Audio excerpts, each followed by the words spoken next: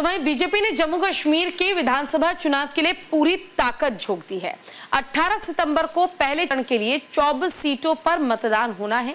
BJP की तैयारियों को लेकर हमारे सहयोगी आनंद कुमार सिंह ने डोडा नॉर्थ से बीजेपी उम्मीदवार शक्ति राज परिहार से खास बातचीत की है। सुनिए।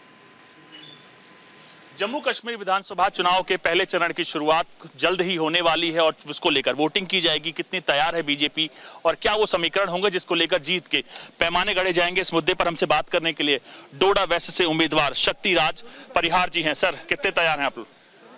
भारतीय जनता पार्टी के कार्यकर्ता, भारतीय जनता पार्टी का संगठन डोडा में काफ़ी मजबूत है और पूरी तैयारी है हमारी कैंपेन जो इस वक्त जो चल रही है।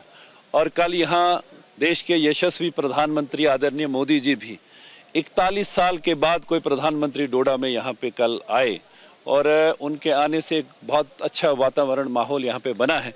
मैं ये विश्वास से कहूँगा कि न केवल डोडा वेस्ट बल्कि इस डोडा डिस्ट्रिक्ट की तीनों सीटें भारतीय जनता पार्टी यहाँ से जीतेगी। सर, अगर आपकी सीट के समीकरण की बात की जाए तो समीकरण साधते हुए विपक्ष ने यहाँ उम्मीदवार उतारा था। मैंने जब तमाम प्रोफाइल्स देखी तो प्रदीप कुमार समुदाय एक विशेष से आते हैं, कांग्रेस का एक विशेष समुदाय उनके साथ अक्सर होता है, तो कहीं ना कहीं तमाम समीकरण बैठाने के बाद आपके सामने वो उम्मीदवार घोषित किया जो बाकी सीटों पर देखने को नहीं मिलता है। डोडा डिस्ट्रिक्ट की 3 सीट्स हैं यहाँ पे। डोडा में फ्रेंडली कंटेस्ट है, यहाँ अलग अलग पार्टियां लड़ रही हैं। भद्रवा में भी फ्रेंडली कंटेस्ट है, वहाँ अलग अलग एनसी कांग्रेस लड़ रही हैं। केवल डोडा वेस्ट में यहाँ पे प्री पोल अलायंस हुआ है, लेकिन मेरा यह मानना है कि ये जो प्री पोल अलायंस है ये लीडर्स का अलायंस है, लोगों का, नीचे वोटर्स का अलायंस नहीं है। लोगों को ये लगता है कि ये 87 का जो इन्होंने अलायंस किया था उस पैटर्न पे ये अलायंस हुआ है, लोग बिल्कुल इनके साथ नहीं है।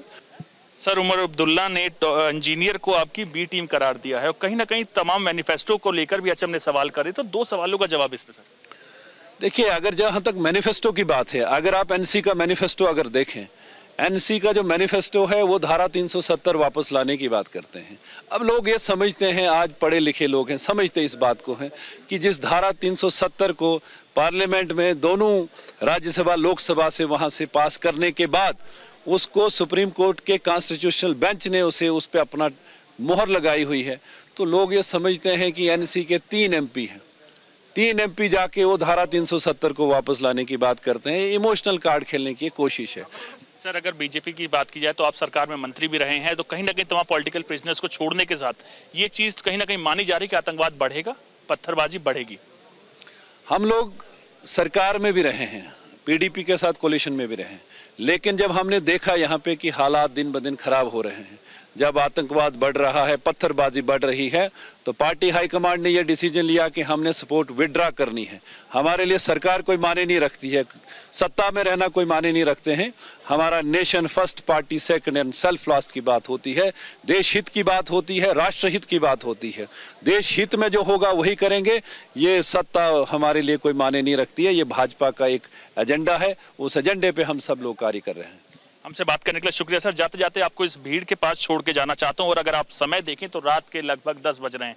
10 बजे आपको ये मीटिंग एक जलसे के तौर पर देखी जा सकती है या समझ सकते हैं, लेकिन 10 बजे अगर किसी के घर पे इतने बड़ा जलसा लगा हो तो उसके बाद आलम आप खुद समझ सकते हैं। दरअसल बीजेपी हर संभव कोशिश कर रही है कि चुनाव जीतने के साथ साथ सरकार अपनी रिटेन की जा सके, क्योंकि आर्टिकल 370 हटने के बाद 10 साल के बाद सरकार बन रही है, तो उसको लेकर तमाम चीज़ें अपने अनुसार गढ़ी जा रही हैं। कैमरामैन कृष्णदेव के साथ आनंद कुमार सिंह, न्यूज़ इंडिया, जम्मू।